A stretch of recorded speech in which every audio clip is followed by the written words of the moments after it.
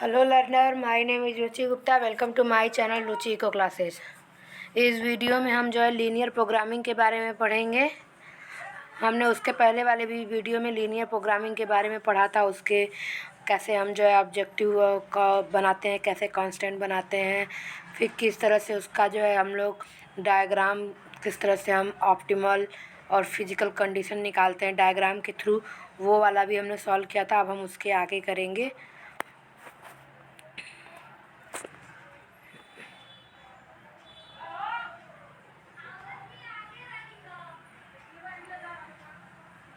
इसके आगे हम करेंगे तो हम स्लैक वेरिएबल के बारे में पढ़ते हैं कि स्लैक वेरिएबल क्या होता है।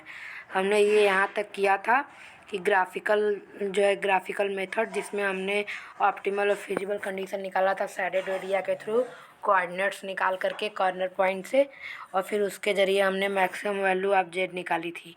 ठीक, तो हम उसके बाद अब स्लैक वेरिएबल के बारे में पढ़ेंगे। स्लैक वेरिएबल होता क्या है। ठीक, तो ये हमारा जो है मैक्सिमाइजेशन फंक्शन हो गया स्लैक वेरिएबल। तो स्लैक वेरिएबल होता है कि जब हम, क्योंकि ये जो हमारा इनइक्वलिटी फंक्शन होता है, जब हम कांस्टेंट बनाते हैं तो ये वाला जो कंडीशन आता है ये हमारा इनइक्वलिटी कंडीशन होता है। तो इसको इक्वल पॉइंट में लाने के लिए, ऐसे लाने के लिए हम जो है कुछ वेरिएबल को ऐड करते हैं। ठीक, उसे हम स्लैक वेरिएबल कहते हैं। तो हम ये बोल सकते हैं कि ट्रांसफॉर्मेशन, जो कि हम जो ट्रांसफॉर्म करते हैं इनइक्वलिटी टू जो है कि इक्विटी वेरिएबल, तो उसके लिए जो हम उसके लिए जो हम वेरिएबल ऐड करते हैं उसको हम जो है स्लैक वेरिएबल बोलते हैं। तो जैसे देखिए ये वाला यहाँ पे पॉइंट है x1 is less than equals to 16। ठीक, तो ये अनइक्वलिटी वाला कंडीशन है और इसको हम इक्विटी बनाएंगे तो x1 plus s1 equals to 16, इसको हम ऐड कर सकते हैं। इसी तरह ये सेकेंड वाला है तो x2 plus s2 equals to 8। और यहाँ पे तीसरे वाले में जो है x1 x2 दिया लेकिन x3 नहीं दिया है, तो यहाँ पे x1 plus 2x2 plus s3 equals to 24। तो यस1 यस2 और यस3 ये हमारा स्लैक वेरिएबल हो गया। और सिंप्लेक्स मेथड को यूज करने में, जब हम सिंप्लेक्स मेथड लगाते हैं सॉल्व करने के लिए लीनियर प्रोग्रामिंग, तो उसमें हम स्लैक वेरिएबल को भी ऐड करते हैं, मतलब स्लैक वेरिएबल भी यूज करते हैं। ठीक, उसके बाद हम उसको जो है टेबल के फॉर्म में लिखते हैं। टेबल के फॉर्म के बाद हम मैट्रिक्स बनाते हैं, उसके बाद सॉल्व करते हैं। तो हम सिंप्लेक्स मेथड को शॉर्ट में ही समराइज करेंगे क्योंकि वो बहुत ही लेंदी प्रोसेस है और डिटेल में सॉल्व करने को पूछता नहीं है। तो ये वाला जो स्लैक वेरिएबल हो गया, मैंने आपको बता दिया। और सिंप्लेक्स मेथड जो है कि ये हमारा एक टेक्निक है जो कि हम जो है कि लीनियर प्रोग्रामिंग को सॉल्व करने के लिए लगाते हैं, एक मेथड। और इसे जो दिया था डेंटजिंग ने दिया था 1960, अराउंड 1960 में लगभग दिया था उन्होंने, डेंटजिंग ने दिया था। और इसमें जो है कि हम जो है स्लैक वेरिएबल को यूज करके, हम जो स्लैक वेरिएबल को ऐसे हमने जब हमने ऑप्टिमाइजेशन और का वैल्यू निकाला कांस्टेंट वाला, तो उसमें हमने केवल ये डिसीजन वेरिएबल के जो है कि कोफिशिएंट को यूज करके निकाला था। लेकिन सिंप्लेक्स मेथड में हम जो है ये स्लैक वेरिएबल यूज करेंगे। जैसे ये देखिए हमारा यहाँ पे मान लीजिए ये ऑप्टिमाइजेशन फंक्शन हमारा दे दिया है, ठीक, ये वाला। तो यहाँ पे हम यस1 यस2 यस3 ये हमारा स्लैक वेरिएबल हो गया। फिर उसके बाद हम यहाँ पे टेबल बनाएंगे इस तरह x1 x2 x3 s1 s2 s3। तो इन सब के जो कोफिशिएंट है हम इसके सामने लिखेंगे 1। ठीक, बाकी सबके यहाँ पे 0 0 0 0 0 16। इसी तरह यहाँ पे 0 है, x2 1 है, बाकी सबके 0। तो इस तरह हम करके ऐसे टेबल बनाएंगे। फिर उसी कोफिशिएंट से हम जो है स्लैक वेरिएबल और मैक्सिमाइजेशन का जो है कि लेके मैट्रिक्स करेंगे, मैट्रिक्स फॉर्म, और उसको सॉल्व करके वहाँ से निकाल लेंगे। तो ये हमारा हो जाएगा मेथड। तो हम उसके आगे चलते हैं। Assumption of linear programming. तो कुछ एजम्पशन होते हैं लीनियर प्रोग्रामिंग के, जैसे हमारे देखिए यहाँ पे दिया हुआ है डिविजिबिलिटी। ठीक, तो हमारा जो डिसीजन वेरिएबल होता है इन लीनियर प्रोग्रामिंग में, जैसे कि x1 हो गया, या हम ले लेंगे लेबर और कैपिटल, तो 2l+3k। तो ये वाला जो वेरिएबल है वो डिसीजन है, तो इसकी वैल्यू जो है कि हमारी पॉइंट में भी हो सकती है। ये यहाँ पे इसने बोला इंक्लूडिंग नॉन इंटरजर, मतलब कि नॉन इंटरजर, हाँ, कि इंटरजर नहीं होगी, मतलब कि 3 4 होगी, और सेटिस्फाई करना चाहिए जो हमारा कांस्टेंट वाला जो हम जो है इक्वेशन बनाते हैं वो सेटिस्फाई करना चाहिए। और जो प्रपोर्शन वाला होता है वो ये होता है कि जब हमारा कांस्टेंट में जितने पॉइंट से आप बोल सकते हैं जितने परसेंटेज से चेंज होगा उतने ही परसेंटेज से हमारा ऑप्टिमाइजेशन और ऑब्जेक्टिव फंक्शन में चेंज होगा। ठीक, ये हमारा प्रोपोर्शनल का जो है फंक्शन बोलता है। ठीक, तीसरा है हमारा एडिटिविटी।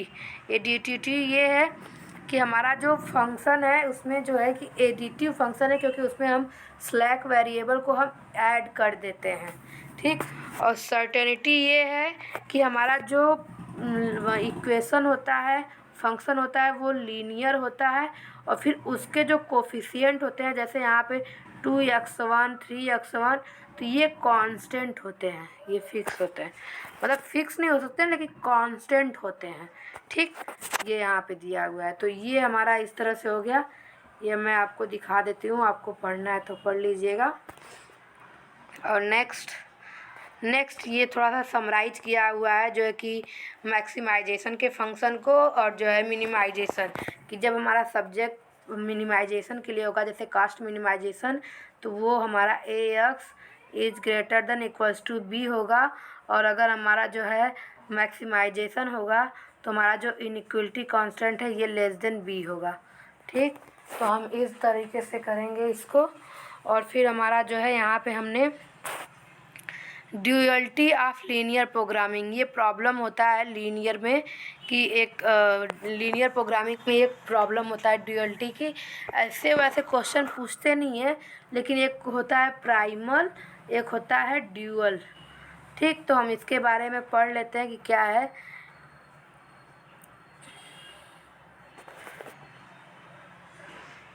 ये हम यहाँ पे थ्योरी फॉर्म में पढ़ेंगे, फिर इसके आगे जो है मैथमेटिकल फॉर्म में पढ़ेंगे। तो जो है कि हमारा जो लीनियर प्रॉब्लम का जो है एक और उससे रिलेटेड टर्म है ड्यूअल। जो हमारा ओरिजिनल जो है कि हमारा जो फंक्शन होता है, प्रॉब्लम होता है लीनियर प्रोग्रामिंग का, जो हम बनाते हैं ऑब्जेक्टिव, ये उसको हम जो है प्राइमल प्रॉब्लम कहते हैं। ठीक, तो प्राइमल प्रॉब्लम के और ड्यूअल प्रॉब्लम के रिलेशन को हम बताते हैं कि the dual has as many variable as there are constant in the original model, कि जितने उसमें कांस्टेंट होते हैं उतने ही हमारे जो है वेरिएबल्स होते हैं। ठीक, और dual has many constant as there are variable in the original problem, कि हमारे जो ओरिजिनल प्रॉब्लम में वेरिएबल होते हैं उसमें क्या जो है कांस्टेंट होते हैं। जैसे कि हमारा x1 है, x2 है, x3 वाला, तो हमारे 3 थे ना, ये यहाँ पे देखिए, ये देखिए वेरिएबल 3 है, 1 2 3, हमारे जो है कांस्टेंट भी 3 है, और ये वाला तो कांस्टेंट होगा ही। और फिर उसी तरह हाँ, ये मैथमेटिकल है, तो ये यहाँ पे। और फिर the dual of a maximization problem is a minimization problem, कि हमारा ड्यूअल का जो है मैक्सिमाइजेशन प्रॉब्लम मिनिमाइजेशन प्रॉब्लम है, और vice versa. The coefficient of objective function of the original problem appear as the constant terms of constant of the dual and the constant terms of original constant of the. आप इसको पढ़ लीजिएगा, मैं mathematical वाला समझा देती हूँ। ये यहाँ, हाँ,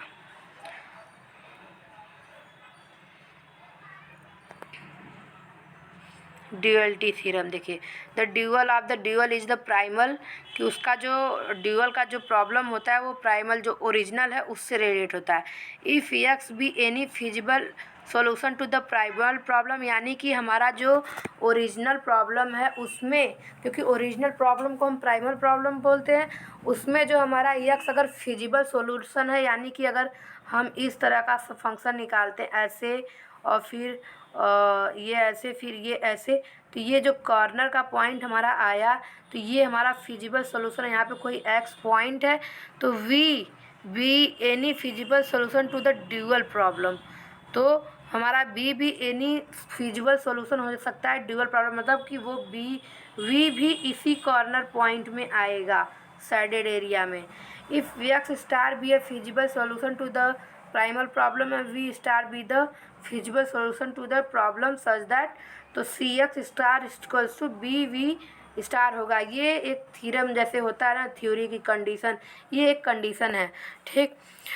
feasible solution x star to the primal problem is optimal if and only if there exists a feasible solution b star to the dual problem such that c x star equals to b 1 v star. This theorem is referred to the fundamental duality theorem, ठीक। उसी तरह ये पांचवा है और छठवां theorem है। If the primal has an unbounded objective function then the dual has no feasible solution, कि अगर हमारा प्राइमल के पास कोई भी मतलब कि ऑब्जेक्टिव फंक्शन नहीं है जो बाउंड, क्योंकि हम एक तरीके से जो ऑप्टिमाइजेशन कर रहे हैं उसमें हम रिस्ट्रिक्ट ही तो कर रहे हैं। कंस्ट्रेंट का मतलब ही होता है कि रिस्ट्रिक्ट करना, ठीक। तो वो हम बाउंड ही कर रहे हैं। अगर हम कोई अनबाउंड ही नहीं करेंगे तो हमारा फिजिबल कंडीशन मिलेगा ही नहीं, सॉल्यूशन मिलेगा ही नहीं। If the dual problem has no feasible solution the primal problem has a feasible solution. इसका एक ये कंडीशन है कि अगर ड्यूअल प्रॉब्लम के पास कोई फिजिबल सॉल्यूशन नहीं है तो primal problem has a feasible उसके पास है, and the primal objective function is unbounded. पाँचवा और छठवां एक दूसरे से कोरिलेट कर रहा है। पहला पाँचवा ये बोलता है कि अगर प्राइमल में कोई अनबाउंडेड ऑब्जेक्टिव नहीं है तो ड्यूअल के पास कोई फिजिबल सॉल्यूशन नहीं है, लेकिन यहाँ पे ये भी बोल रहा है छठवें में कि अगर ड्यूअल के पास कोई फिजिबल सॉल्यूशन नहीं है तो प्राइमल के पास, मतलब कि ये दोनों वाइस वर्सा है कि प्राइमल के पास फिजिबल सॉल्यूशन है, लेकिन वहाँ पे कंडीशन यही है कि primal objective function is unbounded, ठीक। तो यहाँ पे ऑफ मैट्रिक्स ये तो जीरो सम गेम का है, ठीक। तो हम यहाँ पे करते हैं, इसके बाद जो है हम कुछ प्रीवियस ईयर क्वेश्चन करेंगे। चलते हैं प्रीवियस ईयर क्वेश्चन में। तो एक ये वाला क्वेश्चन है हमारा previous year, the below diagram graph the constraint of a linear programming problem which of the following is the feasible region, ठीक। तो हमारा ग्राफ दिया है ए बी का, सी डी का और ई एफ का दिया हुआ है, और इसमें ये पूछ रहा है कि हमारा फिजिबल रीजन कौन सा है। तो हमारा फिजिबल रीजन ये यही वाला होगा, ये वाला ओ सी जी एच बी, ये हमारा जो है फिजिबल रीजन होगा, जो मैंने आपको सॉल्व करके पहले दिखाया था। तो ये आंसर 3 हमारा, ये यहाँ से देखिए ग्राफिकल इलस्ट्रेशन मैंने आपको, आप देखना हो तो समझना हो तो प्रीवियस ईयर वीडियो में, अरे लीनियर प्रोग्रामिंग के जो है कि दूसरे वाले वीडियो में चले जाइएगा, वहाँ पे मैंने डिटेल में एक्सप्लेन किया हुआ है। तो ये इस तरीके से यहाँ पे हो जाएगा हमारा। और एक यहाँ पे एक स्लैक वेरिएबल का है कि किस तरह, तो स्लैक वेरिएबल वाला हमारा जो है 0 होता है। तो लेकिन यहाँ पे पूछा है कि कौन सा स्लैक वेरिएबल नॉन जीरो होगा, क्योंकि ये डायग्राम से अगर स्लैक, क्योंकि डायग्राम में हम एक्स और वाई, जो डायग्राम में अगर हम डिसीजन वेरिएबल जितने भी होते हैं दो दो के कोऑर्डिनेट्स बनाते हैं, ये तो हम डिसीजन वेरिएबल पे डिपेंड करता है। और स्लैक वेरिएबल की केवल एक वैल्यू होती है जिसको हम रख के चलते हैं 1। तो यहाँ पे ये पूछ रहा है कि जो है कि हाँ नहीं, स्लैक वेरिएबल की वैल्यू हम 0 रख के चलते हैं तभी तो उसकी वैल्यू में कोई फ़र्क नहीं पड़ता। तो यहाँ पे जो है पूछ रहा है, consider the above diagram of a linear programming problem if the optimum solution is at point A, then the slack variable yes corresponding to which constant is non zero. तो अगर इक्वेशन दिया होता तो हम सॉल्व करके दिखाते, मैं पूरी की पूरी दिखाती कैसे प्रोसेस। इसमें मैं आपको समझा देती हूँ कि यहाँ पे जो है हमारा जो है इक्विलिब्रियम जो है कि बता रहा है ऑप्टिमल सॉल्यूशन ए है, तो ए और बी वाला तो हमारा डिसीजन, लेकिन इसमें से जो हमारा ये डिसीजन वेरिएबल वाले में आ जाएंगे ऑप्टिमम। तो बाकी जो ई और एफ है और सी और डी है, इनमें से ए, जैसे कि ये एक्स और वाई हो गया, तो एक वाला जो है कि यहाँ पे मान लीजिए अगर x1 x2 x3 ऐसे जो है, तो y1 y2 ये हमारा स्लैक वेरिएबल ऐड होगा। तो ये x और y को ही हम, तो इनमें से एक अगर हमारा 0 होगा तो हम सबको तो लेके चलेंगे ना कि ये नॉन जीरो है, और जो है कि हमारा जो है कि ये स्लैक वेरिएबल में इंक्लूड होगा, क्योंकि हम ग्राफ के थ्रू जा रहे हैं। तो इस नाते क्योंकि हमें इक्वेशन से पता नहीं जिससे हम पूरा क्लियर बताएं, तो इसलिए ये ए और बी वाला तो हमारा जो है ऑप्टिमम सॉल्यूशन वाले ग्राफ से यहाँ पे होता है। तो इसको ये डिसीजन वेरिएबल पे क्योंकि कांस्टेंट वाले से, तो हम वहाँ पे इसको डिसाइड करेंगे। तो ये ई एफ और सी डी ये हमारा जो है कांस्टेंट होगा जो कि नॉन जीरो होगा। तो हमारा आंसर होगा 4, हमारा आंसर होगा 4। तो इसी के बाद जो है कि हम अपने वीडियो को लीनियर प्रोग्रामिंग के चैप्टर को ख़त्म करते हैं। और अगर आपको जो है वीडियो पसंद आया है तो चैनल को लाइक कीजिए, सब्सक्राइब कीजिए और बेल आइकन को प्रेस करना मत भूलिए। और ये वीडियो को ज़्यादा से ज़्यादा शेयर कीजिए। अगर आपको कोई डाउट हो तो कमेंट सेक्शन में कमेंट कर दीजिए। Thank you so much.